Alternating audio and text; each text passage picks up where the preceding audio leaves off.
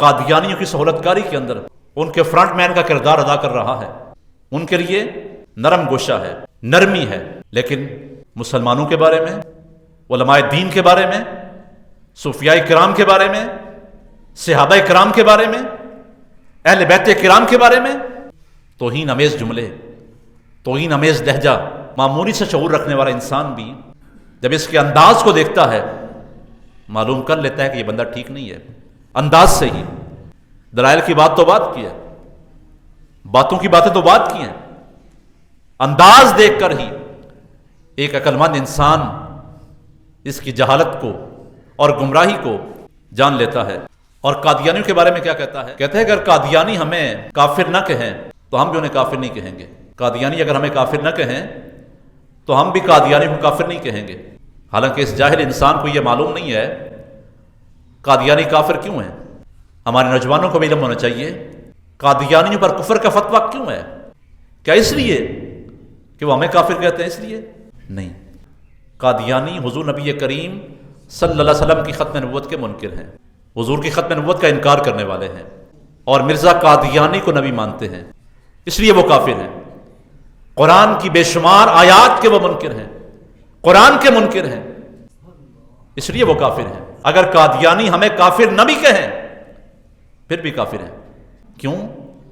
کہ وہ حضور کی ختم نبوت کے غدار ہیں، آقا کریم کی ختم نبوت کے منکر ہیں اور ڈاکہ ڈالنے والے ہیں، اور مرزا قادیانی کو نبی مانتے ہیں، اس لیے وہ کافر ہیں. اور یہ جاہل انسان کیا کہتا ہے؟ مرزا اگر قادیانی ہمیں کافر نہ کہیں تو ہم بھی انہیں کافر نہیں کہیں گے.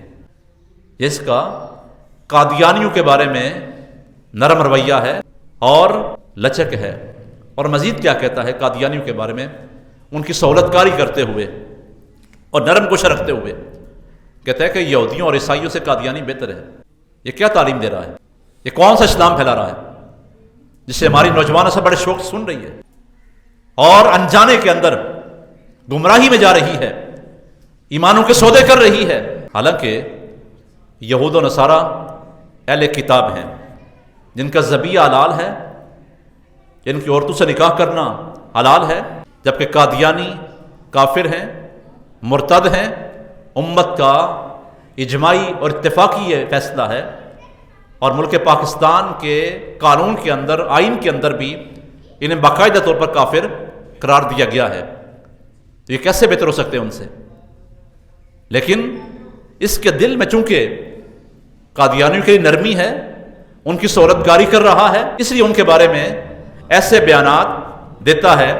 حالانکہ قادیانیوں کا ذبیحہ بھی حرام ہے، ان کی عورتوں سے نکاح کرنا بھی حرام ہے، ان کے ساتھ کھانا پینا بھی حرام ہے، اور لین دین کرنا بھی ان سے حرام ہے. کہ یہود و نصارہ سے بہتر کیسے ہوئے؟ آگے سنیے کیا تعلیم ہے اور کس کی سہولت کاری ہے اور کس کی فرنٹ مین کا کردار یہ ادا کر رہا ہے. کہتا ہے اگر بروز حشر مرزا غلام احمد قادیانی صاحب نے، الفاظ دیکھیں یہ مرزا کے الفاظ ہیں، کہتا ہے بروز حشر قیامت کے روز مرزا غلام احمد قادیانی صاحب نے تمہارا گریبان پکڑ لیا تو کیا حساب دو گے؟ استغفر اللہ. یہ ہے امت کا رہبر، یہ ہے امت کا رہنما، یہ ہے امت کا مبلغ. اسے کوئی عالم کہہ سکتا ہے؟ یہ تو جاہل سا انسان ہے. یہ تو ہمارا بچہ بھی جانتا ہے قادیانیوں کے بارے میں، مرزائیوں کے بارے میں. کیا کہتا ہے؟ اگر مرزا غلام احمد قادیانی صاحب نے بروز ایسے تمہارا گریبان پکڑ لیا تو تم کیا جواب دو گے؟ گویا جو کچھ تم ان کے بارے میں کر رہے ہو یہ غلط کر رہے ہو. وہ تو ٹھیک تھا، کیا ثابت ہو رہا ہے؟ اور پھر مزید کیا کہتا ہے؟ جن لوگوں نے مرزا قادیانی کا تعاقب کیا، ہمارے علماء نے، مشائخ نے، یہ مانے یا نہ مانے، سے مانے نہ مانے سے کیا فرق پڑتا ہے؟ پوری امت یہ جانتی ہے کہ پیر میر علی شاہ صاحب رحمۃ اللہ علیہ نے مرزا قادیانی کا تعاقب کیا اور آقا کریم کی ختم نبوت کا پہرا دیا، تحفظ کیا. اور آپ نے ہی کہا تھا یہ مشہور جملہ جو ہر خاص و عام کی زبان پہ ہے کہ جو حضور کی ختم نبوت کا کام کرتا ہے اس کی پشت پر مصطفیٰ کریم کا ہاتھ ہوتا ہے. کس نے اس وقت قادیانی کے خلاف کام کیا؟ مرزا کے خلاف کس نے کام کیا؟ یہ تو آج پیدا ہوا ہے اور ساری امت کا گمراہ کہہ رہا ہے، علماء کی تمام تر خدمات کو پس پش ڈال رہا ہے، اور جب قادیانیوں کی باری آئے کہتا نہیں تم ان سے زیادتی کر رہے ہو، اور کیا کہہ رہا ہے کہ مجھے مرزائیوں نے مواد فراہم کیا ہے کہ مرزا تو مقابلے میں کھڑا رہا اور پیر میرے شیخ صاحب رحمۃ اللہ علیہ وہ تو بھاگ گئے تھے۔ یہ کس کی سہولت کاری ہے؟ یہ کس کا دفاع ہے؟ ظاہر بالکل ظاہر ہو رہا ہے کہ یہ قادیانیوں کا دفاع ہے، یہ مرزائیوں کا دفاع ہے۔ ہمارے نوجوانوں کو سمجھنا ہے اس چال کو، نوجوان اصل کے فتنے سے آگاہ ہونا ہے، یہ کس طرف لے کے جا رہا ہے امت کو۔ قادیانیوں کی باری آئے اور ایک مقام پہ یہ بھی کہتا ہے، حالانکہ وہ کافر ہیں، مرتد ہیں، اور یہ حدیث پاک میں آتا ہے کہ قیامت کے روز حضور فرماتے ہیں کہ میں اپنے امتیوں کو ان کے وضو کے اعضاء سے پہچان لوں گا۔ میرے امتی نماز پڑھیں گے، وضو کریں گے، تو قیامت کا روز ہوگا، ان کے وضو کے اعضاء چمک رہے ہوں گے، میں پہچان لوں گا۔ اور یہ کیا کہتا ہے جاہل انسان، گمراہ انسان؟ یہ گمراہی نہیں تو کیا ہے؟ یہ جہادیت نہیں تو کیا ہے؟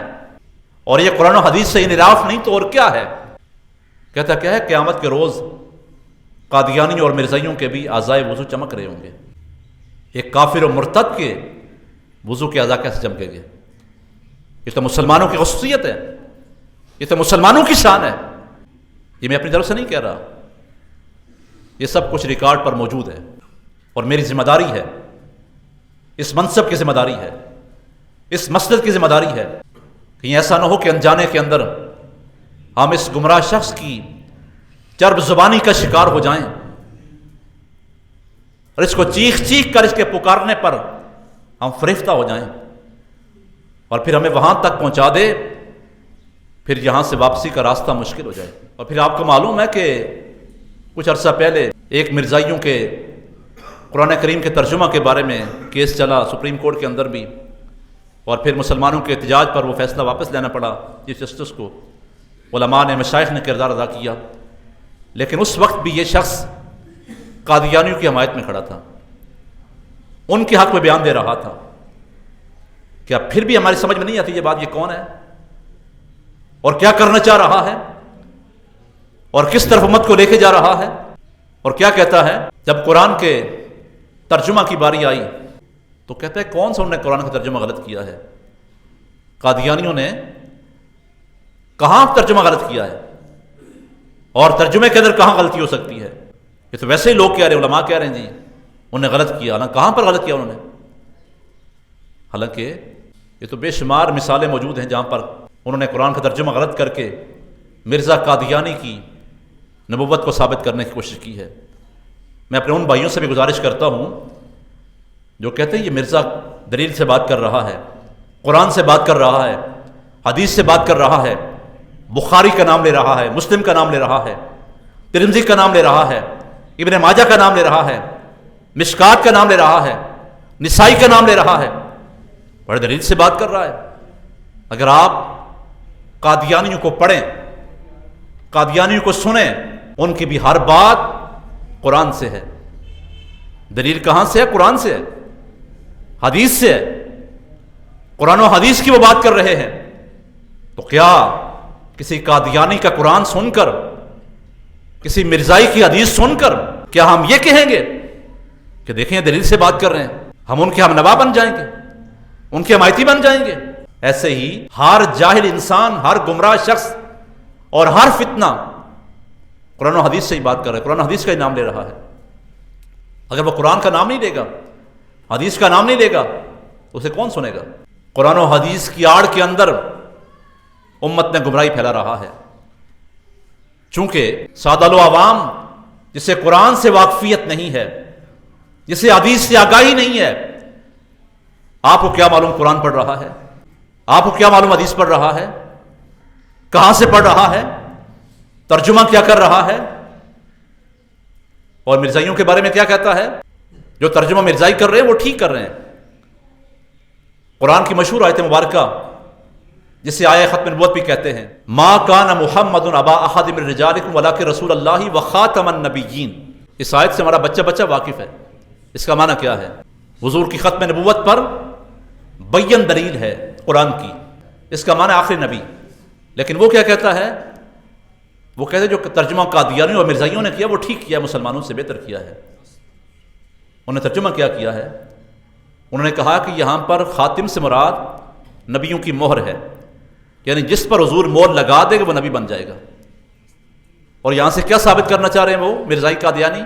کہ چونکہ حضور نے مرزا قادیانی کی نبوت پر مہر لگا دی ہے لہذا وہ نبی ہے۔ اور یہ کیا کہتا ہے؟ ان کی سہولت کاری کرتے ہوئے، ہم نوائی کرتے ہوئے، حمایت کرتے ہوئے مرزا جیلمی کیا کہہ رہا ہے کہ جو ترجمہ قادیانیوں نے کیا ہے وہ ٹھیک کیا ہے، مسلمانوں نے ٹھیک نہیں کیا۔ تو پھر کیا اب بھی ہماری آنکھیں نہیں کھل رہی؟